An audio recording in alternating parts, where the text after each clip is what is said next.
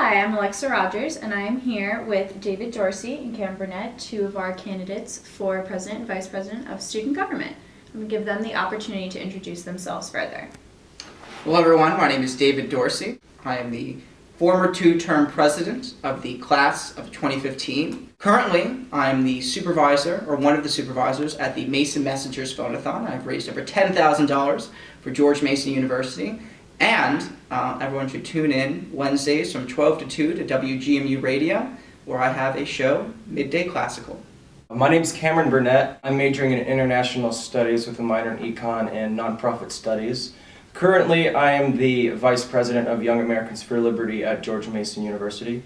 We have meetings every other Thursday at 7:30 p.m. Also, I'm involved in Pi Kappa Alpha Fraternity, where I'm currently the Special Events Chair. Yeah, I think that sums it up pretty well. Additionally, I think I should mention that both Cameron and I are currently involved in a tumultuous love affair with George Mason University. That is true, David. And that's why we're here today, Alexa.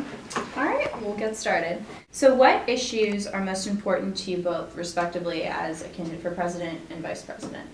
As mentioned before, I am a supervisor at the Mason Messengers Phone-a-thon, and let me tell you, the endowment here at Mason, it's bad. How bad, David? Oh, Cameron, the endowment is so bad. How bad? The endowment is so bad, it's a mere $53 million. 4 to 5% of Mason graduates give back to the university, and that's a very generous number.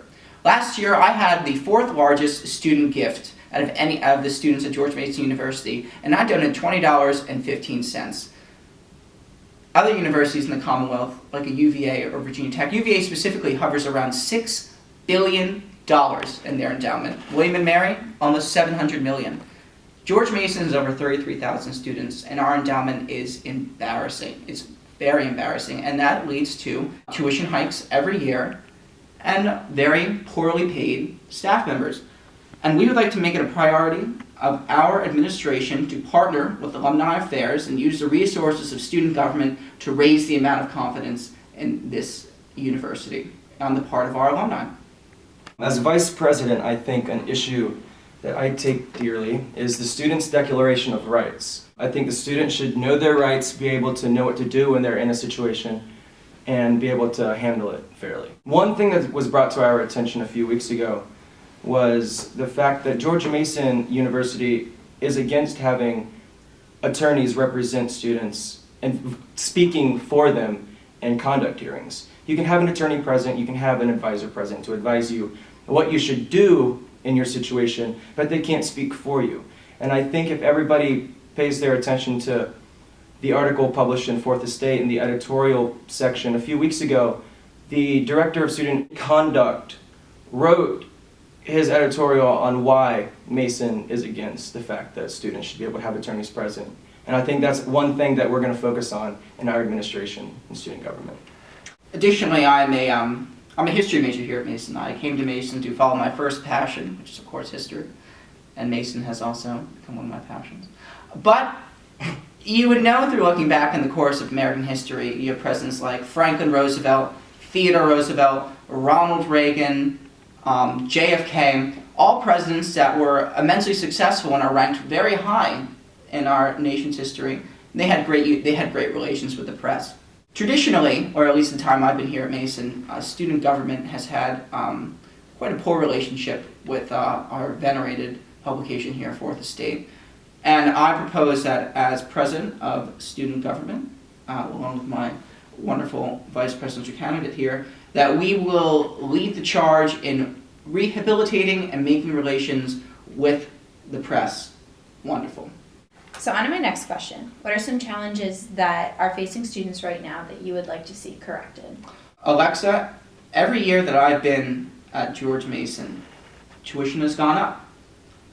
I'm an out-of-state student, and it's tough. I've had a lot of tough conversations with my parents, and I know that thousands of other Mason students have as well. And my time after graduation is going to be a lot different than I thought it was going to be when I came here back in the fall of 2011. Through making endowment growth a focal point of this campaign, we try to at least make a little bit of a dent in the tuition crisis that we have here at Mason. And we feel confident that through the agenda we would like to pursue, this issue that I hold so near and dear to my heart will be able to be rectified at least a little. Mason prides itself on being a diverse campus, and when I'm walking around campus, especially in the last couple weeks, we're very vocal about our free speech rights here on campus in North Plaza, outside Fenwick. People are very vocal on how they feel, what they believe in, and when we have students out there protesting, it shows a good sense of people knowing, people getting involved, being active, but when they start saying bad remarks and name calling and making fun of other people for their beliefs, I think that's where it should stop. I think they shouldn't do that. I think there needs to be more civility in this very diverse campus, and I think that's what we need to work on, being a Mason patriot. So what do you two feel like a student government's role is in facilitating a relationship between the administration and the students? Well, Alexa, we are the gatekeepers. Students come to us with their grievances. We share them with the administration. Being in student government, especially in the executive branch, gives you a very unique opportunity. It gives you an ear to not only the president, the provost, the board of visitors as well. We hope that if the Mason community decides to give us this lofty honor of representing them as in the executive branch, that we will act as those gatekeepers and that we will bring the grievances proposed to us, no matter how small, to the powers that be. Well, David, I don't think I could say it any better than you did. All right. I did forget to mention, I was in student government for 2 years, my freshman and sophomore year. I was a student senator. I've seen the insides and outs, and that's exactly how we represent the students here at Mason. We hear their problems, we bring it up, how can we fix it? What can we do to change it? And so All right. Gatekeepers. Go Mason. A really big topic recently at 4th Estate has been building a sense of community at George Mason, and how some students feel like that they're not really feeling a sense of community while they're here. What do you think would give students a sense of community at George Mason? Cameron, if you don't mind, if I could pose a question to you.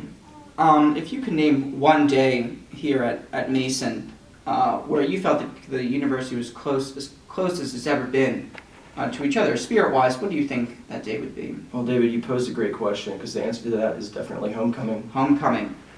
We see a university that does not have very many of the traditional college experiences here, and we would try to use student government as an organ to try to create more situations that would be similar to those we saw on homecoming, creating new traditions, in addition to creating tailgating opportunities. That's what Mason students want.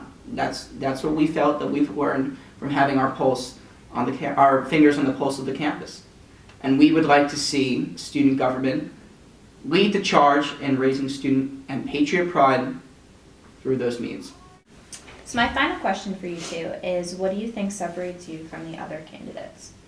Well, I know personally, I am an SG outsider. I've never been involved directly with student government before. I have been involved with OSI through my time as president of the class of 2015.